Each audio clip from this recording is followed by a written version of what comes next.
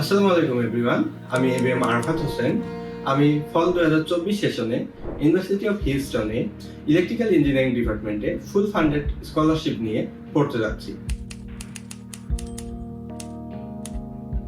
যেহেতু নভেম্বর 2022 আমার under graduate complete হয়েছে, সো আমার ওই সময় কোনো জিআরই এবং আইএলটিএস স্কোর রেডি ছিল না, আমার কোনো পাবলিকেশনও ছিল না এখানে। সো আমি ফল 2023 চাইলেও ধরতে পারতাম না। এই জন্য আমি প্ল্যান করলাম ফল 2024-এর জন্য অ্যাপ্লাই করতে।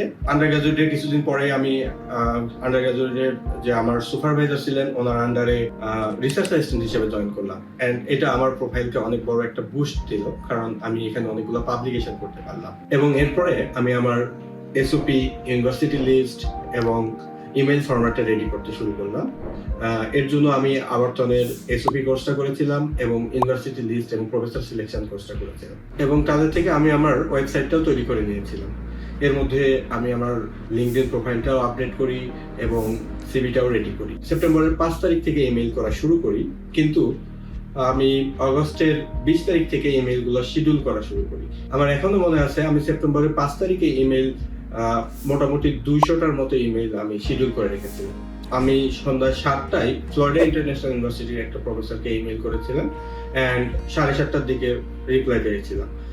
অ্যান্ড উনি খুব পজিটিভ ছিলেন। দেন উনি আমাকে 2 দিন পরেই একটা ইন্টারভিউয়ের জন্য অফার করলেন। দেন আমি ইন্টারভিউটা দিলাম, ইন্টারভিউটা ভালো গেল অ্যান্ড প্রফেসর আমাকে তার আন্ডারে নিবেন বলে আশ্বস্ত করলেন। ইভেন তিনি আমাকে একটা এলআরও দিলেন, যেটা তিনি আমার অ্যাপ্লিকেশনের সময়ও অ্যাপ্লিকেশন পোর্টালে আপডেট করে দিয়েছিলেন। একটা প্রফেসর ম্যানেজ হয়ে গেল, কাজে আমি এই জায়গায় স্টপ করতে পারতাম, বাট না, আমি স্টপ করি নাই। আমি এরপরে আরো প্রফেসরদের ইমেল করা শুরু করলাম এবং আরো বেটার অপশনের জন্য চেষ্টা করা শুরু করলাম। অ্যান্ড এর মাঝে আরেকজন প্রফেসরও ইউনিভার্সিটি অফ সেন্ট্রাল ফ্লোরিডা থেকে ম্যানেজ হলো। উনিও আমাকে তার আন্ডারে নিতে রাজি হলেন এবং আমাকে অ্যাপ্লাই করতে বললেন। তার ইনস্ট্রাকশন অনুযায়ী আমি সেখানে অ্যাপ্লাই করলাম এবং আমি অলমোস্ট 500 থেকে 550 ইমেল করেছিলাম প্রফেসরদেরকে। এর মধ্যে 20-25টা রিপ্লাই পেয়েছিলাম। তার মধ্যে 10টা থেকে 12টা আমার রিপ্লাই খুবই পজিটিভ ছিল। আমি ডিসেম্বর 15-এর মধ্যে পুরো অ্যাপ্লাই কমপ্লিট করলাম অ্যান্ড এরপরেই আমার পুরো জার্নিটাতে একটা বড় টুইস্ট চলে আসলো। তো আমার ফ্লোরিডা ইন্টারন্যাশনাল ইউনিভার্সিটি থেকে যে প্রফেসরটা রেডি ছিল, ইভেন উনি আমাকে নিবেন সবকিছু কনফার্ম করেছিলেন। আমার জানুয়ারি 10 তারিখে উনি আমাকে অ্যাডমিশনও দিয়েছেন এবং দিয়ে বলেছেন ফান্ডিং লেটারটা কিছুদিন পরে দিবেন। বাট হঠাৎ করে কিছুদিন পরেই, অর্থাৎ ফেব্রুয়ারির 5 তারিখে তিনি আমাকে বললেন যে তিনি এই মুহূর্তে আমাকে ফান্ডিংটা দিতে পারছেন না, তবে আমাকে ওয়েট করতে বলছেন, কোনো কারণে যদি নতুন ফান্ডিং আসে তাহলে আমাকে দিবেন। And at the same time ওই দিনেই আমাকে ইউনিভার্সিটি অফ সেন্ট্রাল ফ্লোরিডার প্রফেসর আমাকে না করে দিলেন, বললেন যে তার ফান্ডিংটা ফ্রিজ হয়ে গেছে এবং তিনি আমাকে নিতে পারবেন না।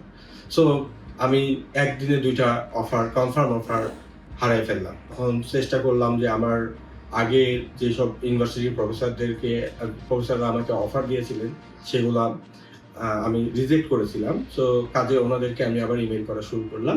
মে মাসের 15 তারিখে আমি ইউনিভার্সিটি অফ হিউস্টন থেকে আবার একটা কল পেলাম। এক প্রফেসর আমাকে, যে প্রফেসরকে আমি ইমেল করেছিলাম, উনি আমাকে রিপ্লাই দিলেন যে উনি আমার সঙ্গে মিটিং করতে চাই এবং আপনার 2টা ইন্টারভিউ তিনি আমাকে বললেন তিনি আমাকে নিবেন এবং 2-3 দিনের মধ্যে আমাকে অফার লেটারটা দিয়ে দিলেন এবং আমাকে ফান্ডিং লেটারটাও দিয়ে দিলেন। ঠিক ওই সময়ে 2-1 দিনের মধ্যেই আমি আবার ফ্লোরিডা ইন্টারন্যাশনাল ইউনিভার্সিটি থেকেও অফারটা পেলাম, যে প্রফেসর আমাকে শুরুতে অফার দিতে চেয়ে বলেছিলেন যে দিবেন। বাট এরপরে আমি আলহামদুলিল্লাহ 2টা অফার পেয়েছি এবং আরো কিছু প্রফেসরও পরে আমার সঙ্গে কন্ট্যাক্ট করেছিল।